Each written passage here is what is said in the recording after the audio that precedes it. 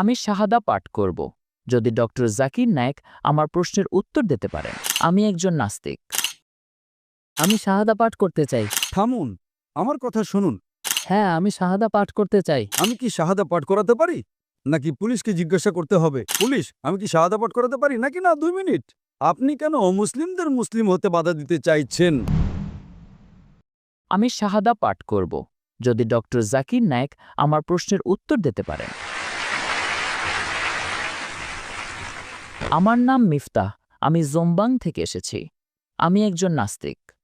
আমি এমন পরিবারে জন্মেছি যেখানে আমার পরিচয়পত্রে ইসলাম লেখা আছে, কিন্তু আমি নাস্তিক। আমি খ্রিস্ট ধর্মসহ অনেক ধর্ম অধ্যয়ন করেছি এবং খ্রিস্ট ধর্মে আমি অনেক ভুল খুঁজে পেয়েছি। আমার প্রশ্ন হল, বৌদ্ধ ধর্মের ত্রিপিটকের এমন একটি শ্লোক উল্লেখ করুন যা অন্য কোনো শ্লোকের সাথে বিরোধপূর্ণ অথবা যা বৈজ্ঞানিকভাবে ভুল।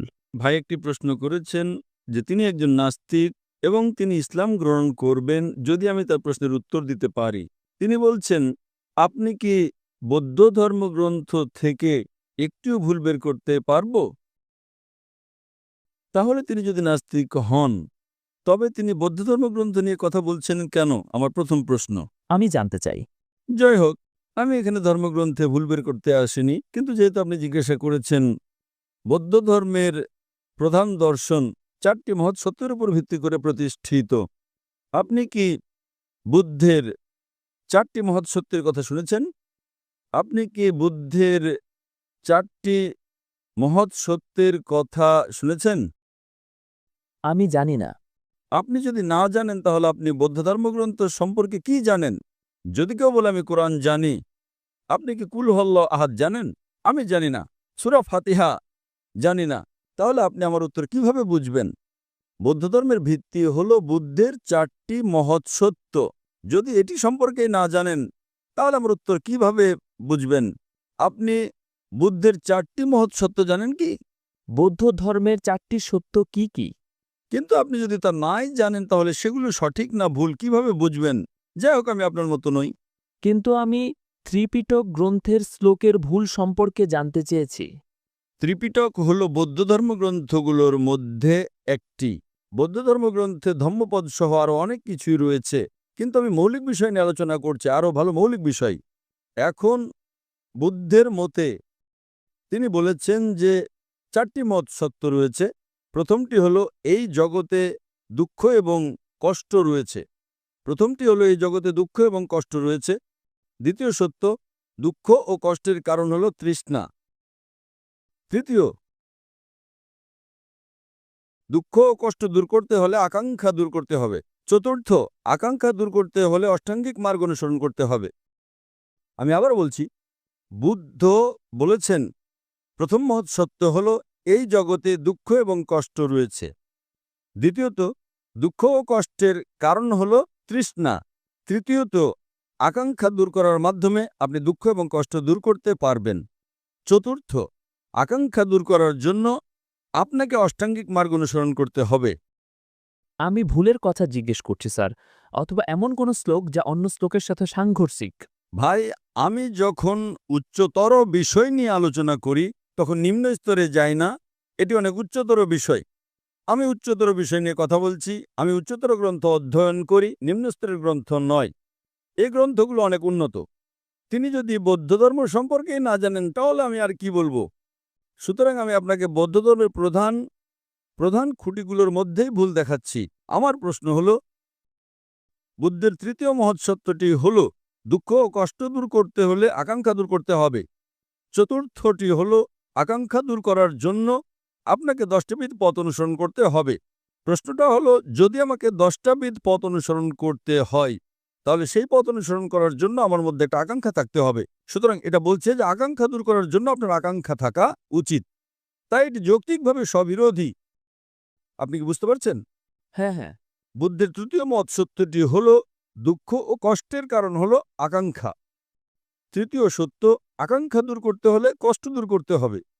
চতুর্থটি হল আকাঙ্ক্ষা দূর করার জন্য আপনাকে 10টা বিধ পথ অনুসরণ করতে হবে। তার মানে সেই পথ অনুসরণ করার জন্য আপনার মধ্যে আকাঙ্ক্ষা থাকতে হবে। সুতরাং এটা বলছে যে আকাঙ্ক্ষা দূর করার জন্য আপনার আকাঙ্ক্ষা থাকা উচিত। তাই এটি যৌক্তিকভাবে স্ববিরোধী। সুতরাং মূল ভিত্তিটাই এটা একটা তাসের ঘরের মতো, এটি স্ববিরোধী। আকাঙ্ক্ষা দূর করার জন্য আপনার আকাঙ্ক্ষা কিভাবে থাকতে পারে, সুতরাং এটাই কারণ। এবং আপনি আমার অন্য ভিডিও ক্যাসেটগুলো শুনতে পারেন, যেখানে আমি বৌদ্ধ ধর্ম নিয়ে কথা বলেছি। কিন্তু আমি মূলত শীর্ষস্থানীয় বিষয়গুলো নিয়ে আলোচনা করি, নিম্নস্তরের বিষয়গুলো নয়। আমি প্রধানত ধম্মপদ এবং অন্যান্য ধর্মগ্রন্থ নিয়ে কথা বলছি। আশা করি এটা আপনার প্রশ্নের উত্তর দিয়েছি। ভারতে শান্তি দেবীর পুনর্জন্ম সম্পর্কে, শান্তি দেবীর পুনর্জন্ম নিয়ে আপনার মতামত কি?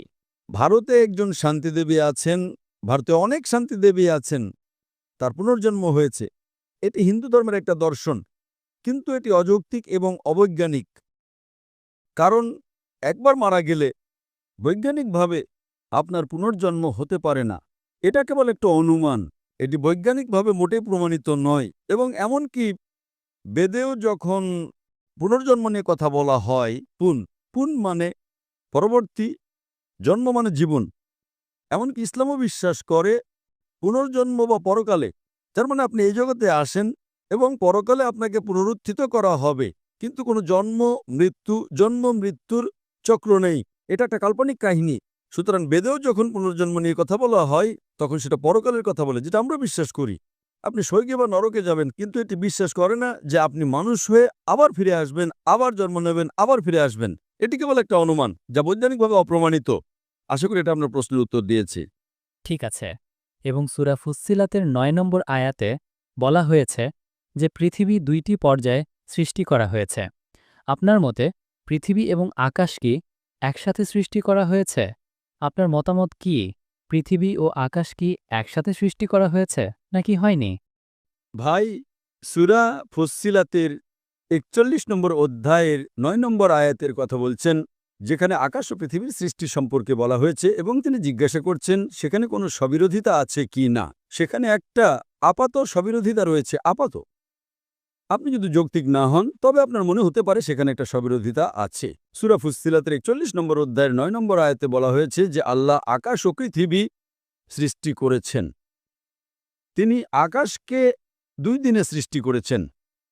তিনি আকাশকে ২ দিনে সৃষ্টি করেছেন এবং তিনি সৃষ্টি করেছেন, দুঃখিত, সেখানে বলা আছে যে তিনি পৃথিবীকে ২ দিনে সৃষ্টি করেছেন, ২ দিন দিয়ে শুরু হয়, এবং পাহাড় সৃষ্টি করেছেন এবং সেগুলোকে পৃথিবীর উপরে স্থাপন করেছেন ৪ দিনে, এবং আকাশকে সৃষ্টি করেছেন ২ দিনে। এবং তিনি সেগুলোকে বললেন, তোমরা উভয়ে এসো, ইচ্ছায় বা অনিচ্ছায়। এবং তারা বলল, আমরা অনুগত হয়ে আসলাম। আয়াত নম্বর ১১। সুতরাং প্রশ্ন হল, যখন আল্লাহ বলেন যে তিনি পৃথিবীকে ২ দিনে সৃষ্টি করেছেন এবং পাহাড়গুলোকে তার উপরে স্থাপন করেছেন উদ্ভিদ সহ ৪ দিনে, এবং আকাশকে সৃষ্টি করেছেন ২ দিনে, তাহলে এখানে যদি আপনি ২ + ৪ + ২, তবে এটি শোনায় ৮-এর মতো। এবং কোরআনের আরও অনেক জায়গায় আল্লাহ বলেছেন যে তিনি আকাশ ও পৃথিবী সৃষ্টি করেছেন ৬ দিনে। সুতরাং ইসলামের কিছু সমালোচক আছেন যারা বলেন, দেখো এখানে এটি ২, ৪, ২ অর্থাৎ ৮ দিন, অথচ অন্য অনেক জায়গায় আল্লাহ বলেছেন তিনি আকাশ ও পৃথিবী সৃষ্টি করেছেন সিত্তাতা আইয়াম, ৬ দিনে। সুতরাং একটি স্ববিরোধিতা রয়েছে। আপনি যদি কোরআন পড়েন, কোরআনের আয়াত সূরা ফুসসিলাতের ৪১ নম্বর অধ্যায়ের ৯, ১০, ১১ নম্বর আয়াতগুলো, সেখানে বলা হয়েছে যে তিনি পৃথিবীকে ২ দিনে সৃষ্টি করেছেন এবং পৃথিবীকে পাহাড় সহ ৪ দিনে সৃষ্টি করেছেন। সুম্মা, আকাশকে ২ দিনে। এখন আরবিতে সুম্মার দুটো অর্থ রয়েছে, এর অর্থ হতে পারে এবং, অথবা একই সাথে হতে পারে। সুতরাং আমি যদি আপনাকে বলি যে আমি একটা বিল্ডিং ৬ মাসে তৈরি করতে চাই, আমি ৬ মাসে তৈরি করতে চাই, ৬ মাসে, আমি ৬ মাসে বিল্ডিং তৈরি করতে চাই, আমি সীমানা প্রাচীর তৈরি করে ২ মাসে, আমি বেসমেন্ট তৈরি করে ২ মাসে, এবং আমি ২০ তলা বিল্ডিংটা তৈরি করি ৪ মাসে। আপনি তো ৬ মাস বলেছিলেন, এটা তো ৪ মাস। সীমানা প্রাচীর ২ মাসে, বেসমেন্ট ২ মাসে। আমি যখন সীমানা প্রাচীর তৈরি করছি, তখন আমি একই সাথে বেসমেন্টও তৈরি করছি। সুতরাং আমি যখন ২ মাসে সীমানা প্রাচীর তৈরি করছি, তখন আমি বেসমেন্টও ২ মাসে তৈরি করছি। সুতরাং সীমানা প্রাচীর এবং বেসমেন্ট আমরা 2 মাসে তৈরি করছি, তারপর বাকি 20 তলা আমি 4 মাসে তৈরি করছি, তাহলে মোট কত হলো? 8 মাস। 6 মাস, 8 মাস নয়। সুতরাং একইভাবে যখন আল্লাহ বলেন যে তিনি পৃথিবী এবং তার উপরে পাহাড়গুলোকে স্থাপন করেছেন 2 পর্যায়ে, পাহাড় পর্বত 4 পর্যায়ে 6 মাসে, সুম্মা যখন এটা ঘটছিল তখন তিনি আকাশও তৈরি করেছিলেন। সুতরাং আসলে এটা 6 মাসই। কোরআনের কোথাও একটিও স্ববিরোধিতা নেই। আল্লাহ কোরআনে বলেছেন সূরা নিসার 4 নম্বর অধ্যায়ের 82 নম্বর আয়াতে, أفلا يتدبرون القرآن তারা কি যত্ন সহকারে কোরআন নিয়ে চিন্তা করে না? أفلا يتدبرون القرآن ولو كان من عند غير الله لوجدوا فيه اختلافا كثيرا তারা কি যত্ন সহকারে কোরআন নিয়ে চিন্তা করে না? যদি কোনো স্ববিরোধিতা থাকতো তবে অনেক, যদি এটা আল্লাহ ছাড়া অন্য কারো পক্ষ থেকে হতো তাহলে অনেক স্ববিরোধিতা থাকতো। সুতরাং কোরআন বলছে যে কোরআনের একটিও স্ববিরোধিতা নেই, কোরআনের একটিও ভুল নেই। আশা করি উত্তর পেয়েছেন। এখন কি আপনি শাহাদা পাঠ করবেন? আপনি শাহাদা পাঠ করবেন? এখনো নয়। পুলিশ বলছে সময় শেষ। আরেকটি প্রশ্ন। থামুন থামুন, পুলিশ বলছে সময় শেষ। হ্যাঁ, আমি শাহাদা পাঠ করতে চাই। থামুন, আমার কথা শুনুন, আমার কথা শুনুন। আমি শাহাদা পাঠ করতে চাই। ঠিক আছে, মাশাআল্লাহ। আমি কি শাহাদা পাঠ করাতে পারি, নাকি পুলিশকে জিজ্ঞাসা করতে হবে? আমি কি শাহাদা পাঠ করাতে পারি? না, আমার সাথে মুসলিম পুলিশ আছে। আমি কি এটি করাতে পারি নাকি না? ভাই পুলিশ, আমি কি শাহাদা পাঠ করাতে পারি নাকি না? 2 মিনিট। আল্লাহ আপনাকে সব দেবেন।